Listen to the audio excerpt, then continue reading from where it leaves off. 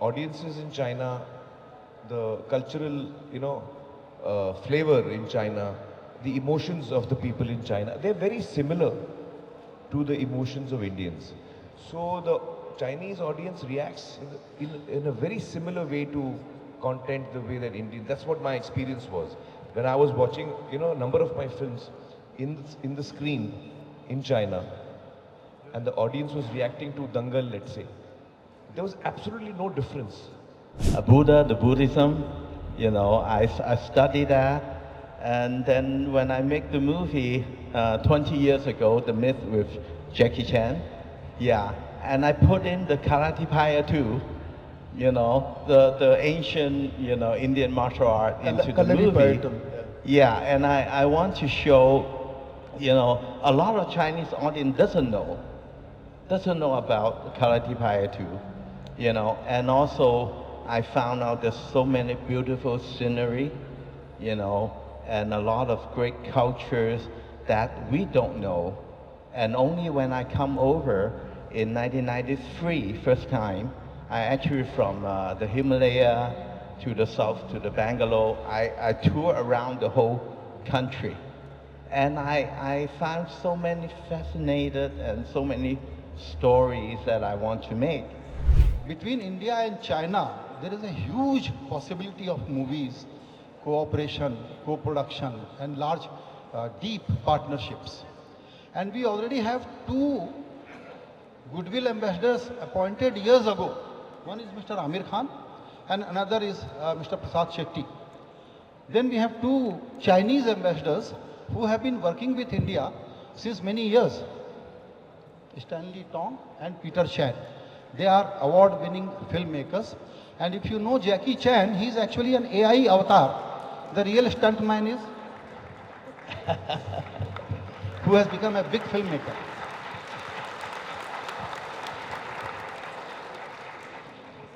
So Amir, over to you. Just contextualize this for us. What Prime Minister has envisioned and how are we going to make Indian creator economy and entertainment sector a global hub? And what role India and China can play in this? Well, I've had the opportunity to visit China a number of times in the last 6 to 8 years, 10 years. And there are a few things that I would like to share with you all, which really, I think there's a lot of potential. First, I feel that audiences in China, the cultural, flavor in China, the emotions of the people in China, they're very similar to the emotions of Indians. So the Chinese audience reacts in a very similar way to content the way that Indian. That's what my experience was when I was watching, a number of my films in the screen in China, and the audience was reacting to Dangal, let's say. There was absolutely no difference between an Indian audience reacting to the film and a Chinese audience reacting. It was almost identical, the reaction. So I feel that there is a lot of scope and potential for a number of reasons. One, I think India has a very vibrant creative community, and so does China. China has got amazing creative people. I've been to China a number of times. I've seen their live events as well, and I've seen their movies. Their standard of their work is clearly world class. And I think that itself is a great opportunity for India and China to collaborate and work together.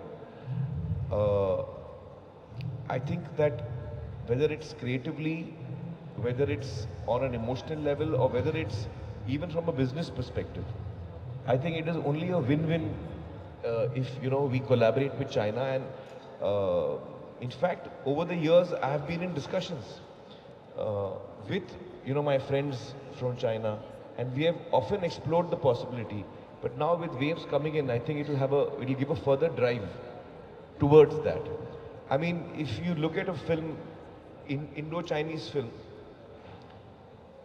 if you have a star from China and you have a star from India, that's roughly half the population of the earth, if you know what I mean. So you have a huge audience already over there. And both India and China have they're very ancient civilizations with a lot of history to them. Both India and China are very ancient civilizations. So I think there's a lot that both of these countries and cultures can offer each other. And I really look forward to a collaboration with talent from China. Prasad, would you like to talk about how currently Chinese audiences are perceiving India? What kind of storytelling they would look out for, and what are the potential areas we should work?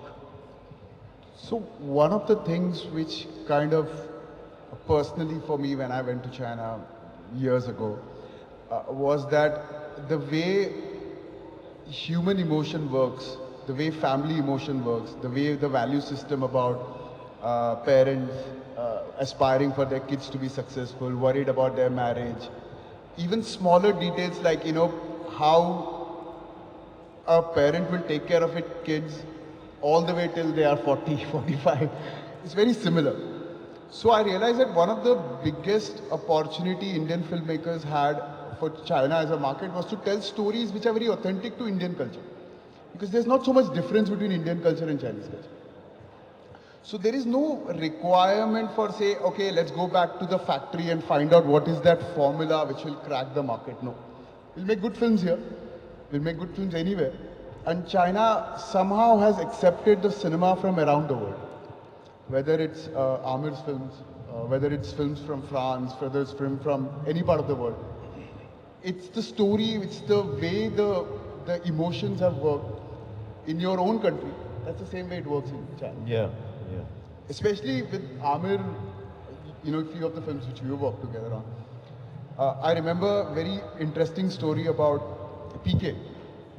And the first time, you know, I saw the film and, you know, it made me cry. I remember, you know, our previous panel guest was here. I saw it in Raju's office.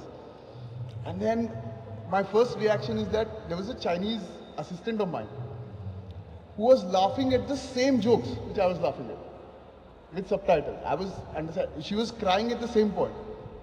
That gave me the confidence saying, oh, we don't really need to customize a film for a market. You just make a film with full honesty, with the craft towards, honesty towards the craft, honesty towards the story. And it just resonates. Stanley, you have worked on 3 films. How many films have you shot in India, Stanley? I actually shot 3 films in India. So why don't you talk about your experience working in India? Because what Prime Minister has envisioned is that we now create in India, shoot in India, and the story should be rooted in India. How do you react to that? Well, actually, the reason why I come to India to make movies is like when I was a kid in primary school, when I always draw the Taj Mahal. You know, the building, the architect is so fascinated. And then when I learned martial art, the Shaolin Kung Fu, and I found, you know, Damo is coming from India. Bodhidharma. Yeah, Bodhidharma. Buddha, the Buddhism, you know, I studied that. And then when I make the movie 20 years ago, The Myth with Jackie Chan, yeah, and I put in the Karate Paya too, you know, the ancient, you know, Indian martial art into the movie. Yeah, and I want to show, you know, a lot of Chinese audience doesn't know about Karate Paya too, you know, and also I found out there's so many beautiful scenery, you know, and a lot of great cultures that we don't know. And only when I come over in 1993, first time, I actually from the Himalaya to the south to the Bangalore, I tour around the whole country. And I found so many fascinated and so many stories that I want to make. So for the last 20 years, and I managed to make 3 films in India. Because I found India film, I learned a lot because India film always about family value, friendship, love, and social issues. You know, all of these issues is really resonate to the Chinese audience. You know, emotional and relatable storytelling that I think that in the future, there's a lot of opportunity for us to be joined together because we are good neighbor, and then we share our culture for thousands of years, you know. And I was just talking to Prasad, you know, on my way to India, and we were waiting on the laundry, talk about free story that a connect that we could make together. I've been talking to Aamir, you know, and working together on some projects. So I really wanted to have more co-production between China and India. And just like what Aamir was saying, that we have huge population, we have huge follower for Bollywood movie and also Chinese movie. Why don't we make more movie together and we share our actors, we share our writers and directors, then maybe we can make some better film for the world. Yeah, thank you. Yeah. Peter, would you like to throw some light on the way forward?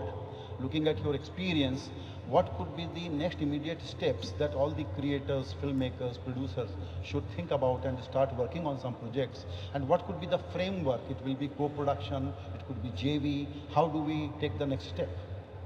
Before I answer that question, I have to admit that I am the least qualified speaker on this forum, Indian cinema, the Oriental Outlook.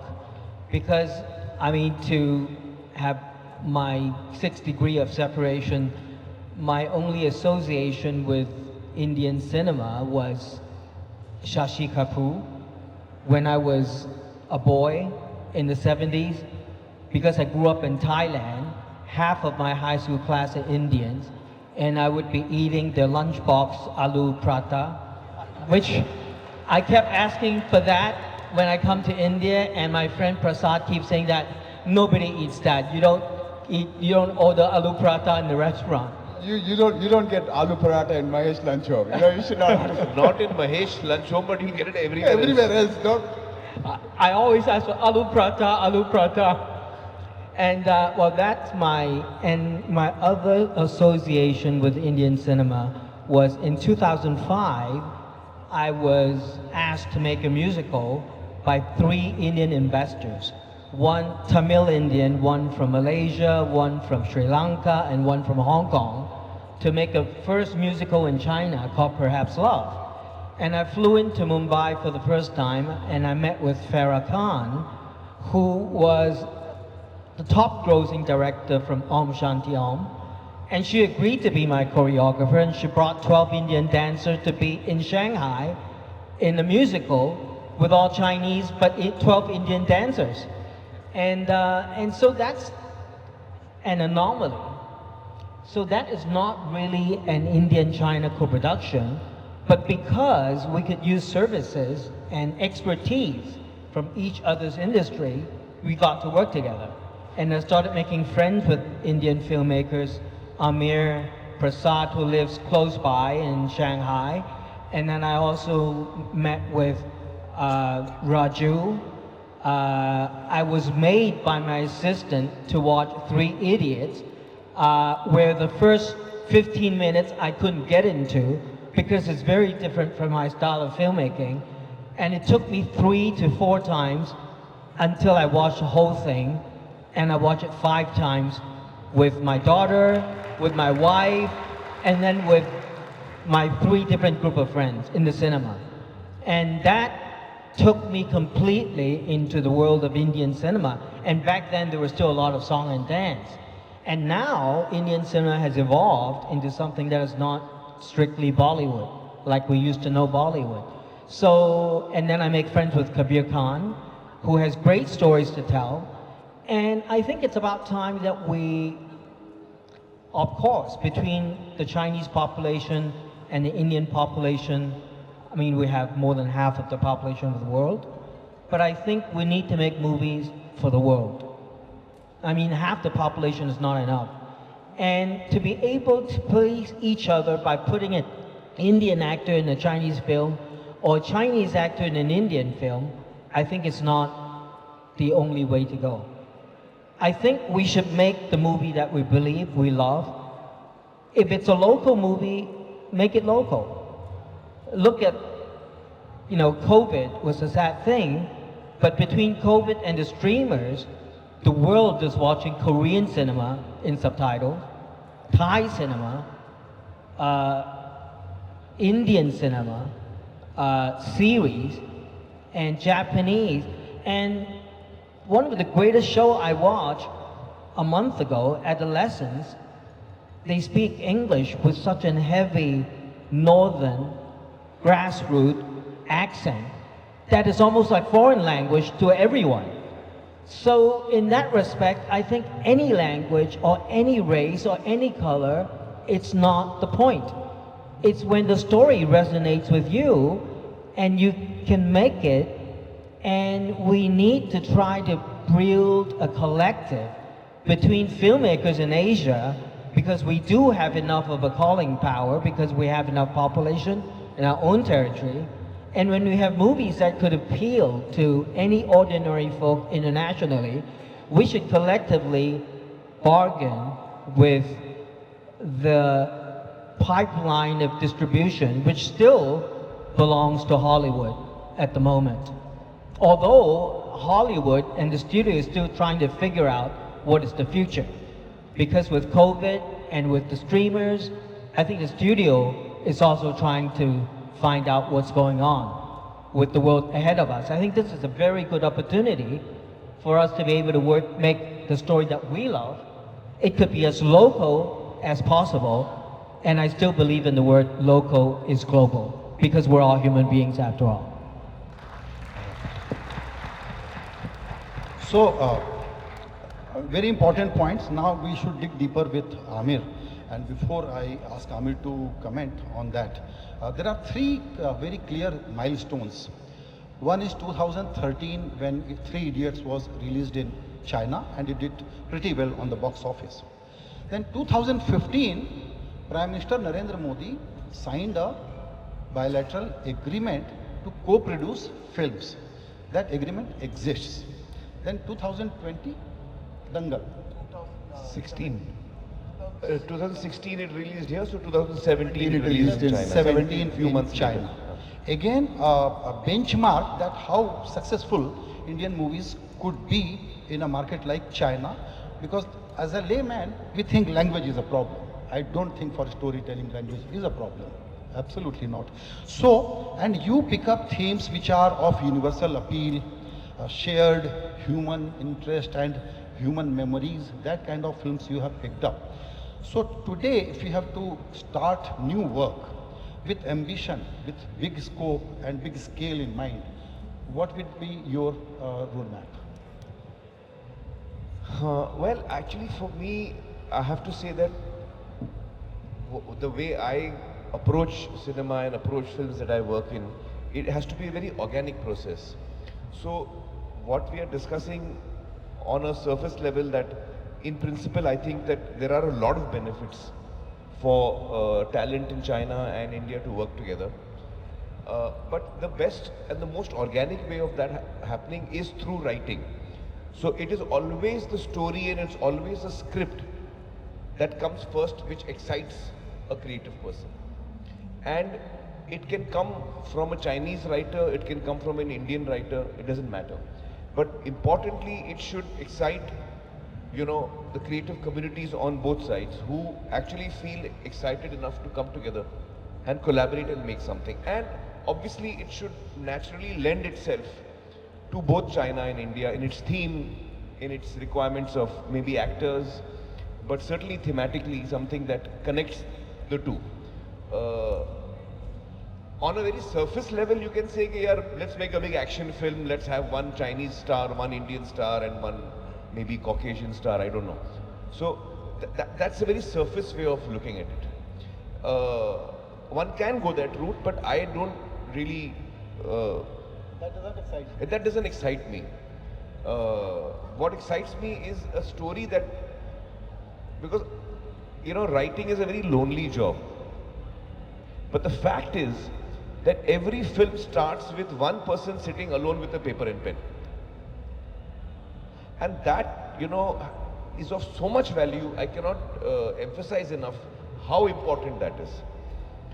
And that organic process of a person sitting and writing down a story, which naturally involves, you know, characters from China and India, which it has to happen organically. You know, you can't force fit it. I always believe that you can't force fit anything. It has to come organically.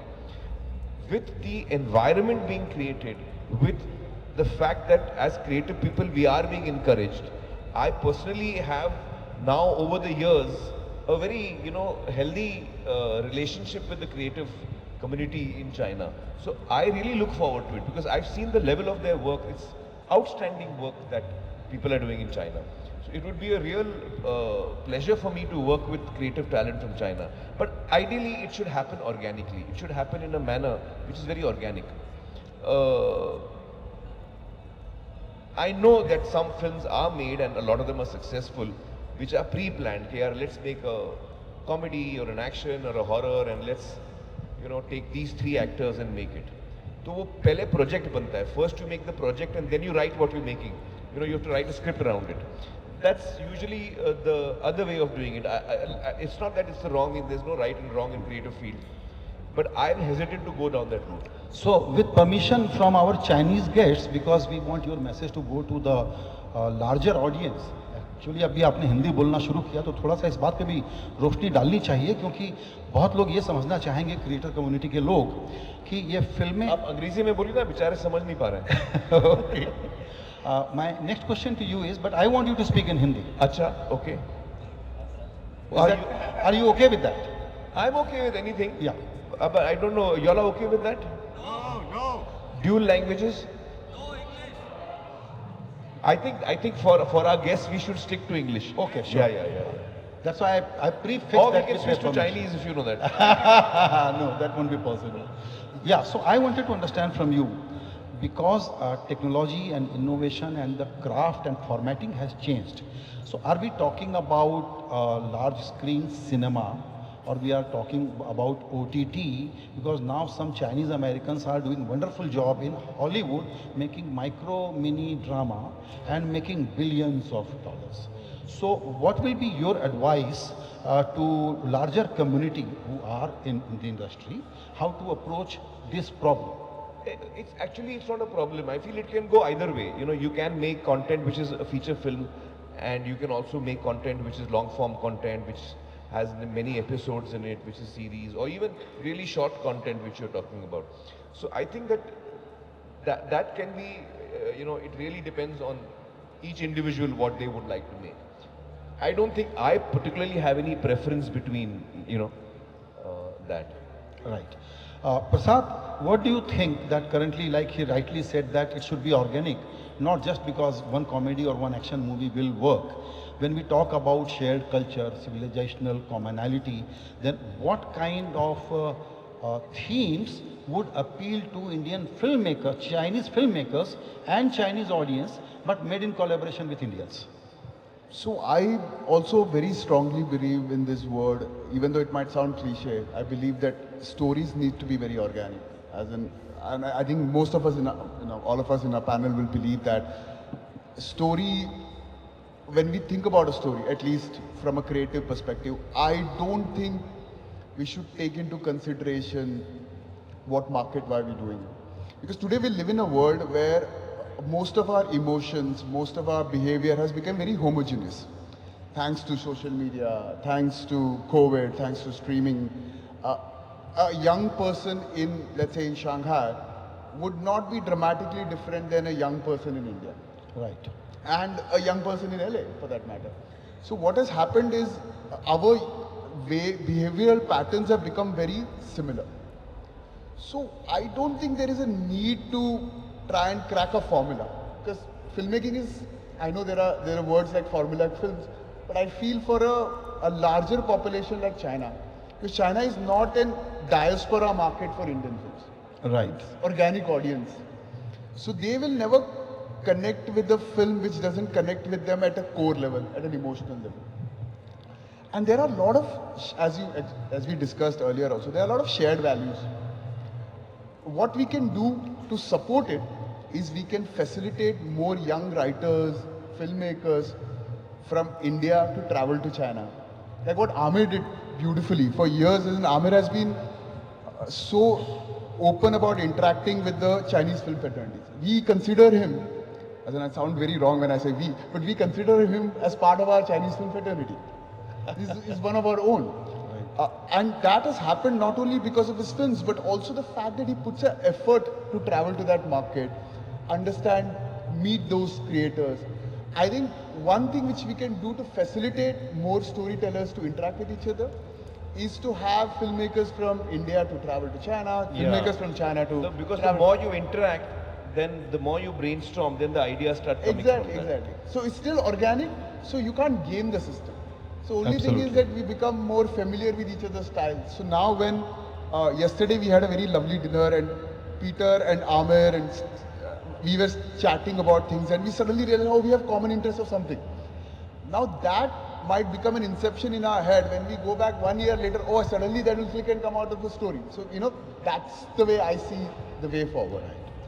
And the other element to this action plan could be that Indo-China Film Festival kind of stuff and workshops and all of that. That That's is not a bad idea. that definitely. Yeah, that's a good idea. That's a good idea. And retrospective of Indo-Chinese films. Film Festival. So they have Indian films and Chinese films, and then during the festival you have creative people from both countries interacting. Correct. That's correct. a great That- idea. that's a So great idea. at least my That will film will propel be it. seen by Indian people. No, I think that's a brilliant idea. I think one of the things which definitely maybe part 2 of Waves, second year of Waves, we can set up a committee from Yeah. both sides of the So I think this alley. is one clear takeaway that you all think that one should start Yeah, no, work we should towards. definitely. Absolutely. Immediately. Yes, definitely. One festival in Shanghai, another in Mumbai. Yes, would Right. love to. We are running out of time, so last question to Stanley. In terms of business model and monetization opportunities, how do you think two stakeholders from two countries should plan a movie or a project? Well, I think some of the movie, like if you say Indian and Chinese production, right? Like Dangle, doing well in India, but it's doing super in China. Just like the movie that I make in India, Kung Fu Yoga is so-so in India, but it's huge in China. So sometimes a different story, different background, you might make it work in your local, just like the Jackie Chan movie I made, like some of them I do it well in Hong Kong, but I do it great in America, like the Rumble in the Bronx. And we didn't expect it because like the whole movie is only cost $6 million US. And then the distributor come to me and tell, if you want to have a broad your distribution in America, each screen costs you 15,000 PNA. So if you have 2,000 screen, that means it costs 30 million US dollar to promote and distribute the movie. So at that time, for a Hong Kong filmmaker back in 30-something years ago, you can't even think that it will have a chance. But if you just have your dream, just have, filmmakers is all dream maker. As long as we work and we get together, our dreams will come true. Thank you. Thank you. We don't have enough time to do justice with such an ambitious subject. But in conclusion, I want to say only one thing. The hesitation, the elephant in the room about geopolitics and politics is actually has been thrown out of the window. Now two countries are ready to take big leap as far as people relationship are concerned, as far as cultural exchanges are concerned, and we are hoping, and I am very, very confident that we will see some big action happening between India and China very, very soon. Thank you for having a chat with us. Thank you.